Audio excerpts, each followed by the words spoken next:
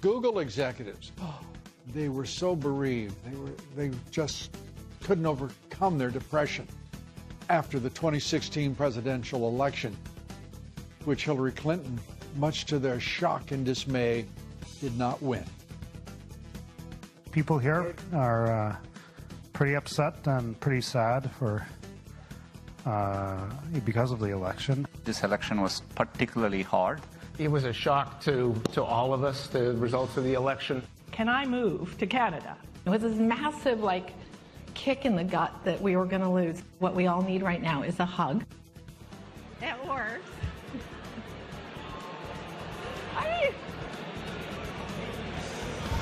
Poor Google, everybody needed a hug. And oh yes, they worked tirelessly for Hillary Clinton. Breitbart obtained a leaked video of a Google conference that took place just days after President Trump's 2016 presidential election victory.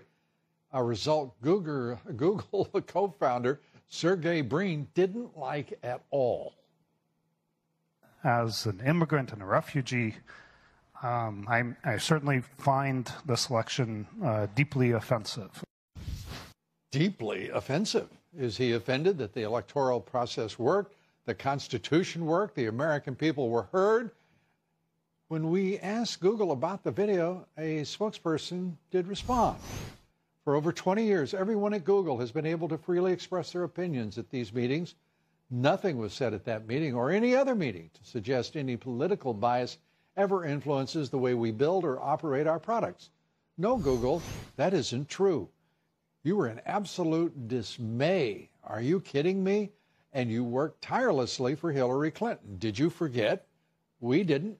And joining me tonight is Charlie Hurt. He's the Washington Times opinion editor, Fox business contributor. It is great to have you with us. And we've got a lot to cover here, but let's start with Sergey Brin, who is a fragile child. I mean, my gosh, it was kind of sad to see him feeling so morose about Hillary Clinton's dispatch.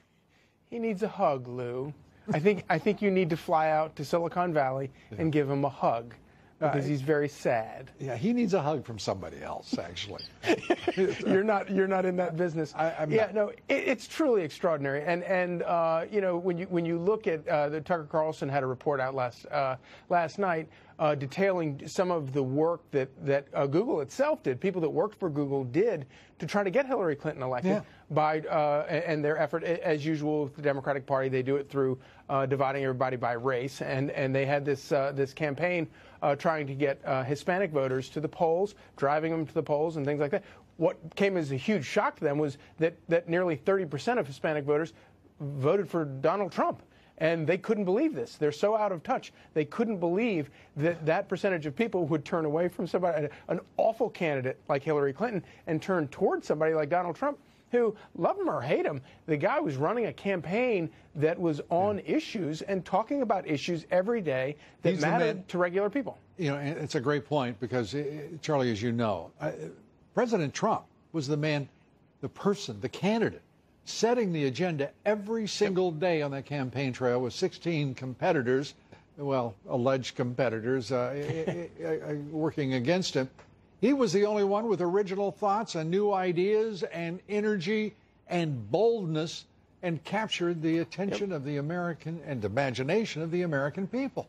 And isn't it amazing to sit here and look at what the press does? You look at what Bob Woodward did trying to compete with Omarosa for all this palace intrigue and all this nonsense, and they whip up all of these stories about what goes on behind closed doors at the White House, and they try to turn it into a soap opera, which is okay, fine, and maybe the Trump administration gives them some fodder for doing that, but that does not take away from the fact that that his campaign was still the most issue-oriented campaign of any presidential campaign I've ever covered. Yeah. By the way, Woodward missed the story.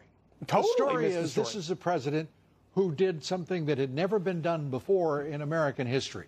And he kept doing that and coming up with new ideas, complete invention, and doing exactly what he said he would do, which is keep his promises. And he has, as a result, done more than any president in modern history in this country, success, achievement, accomplishment, and has made a difference in the lives of nearly all Americans.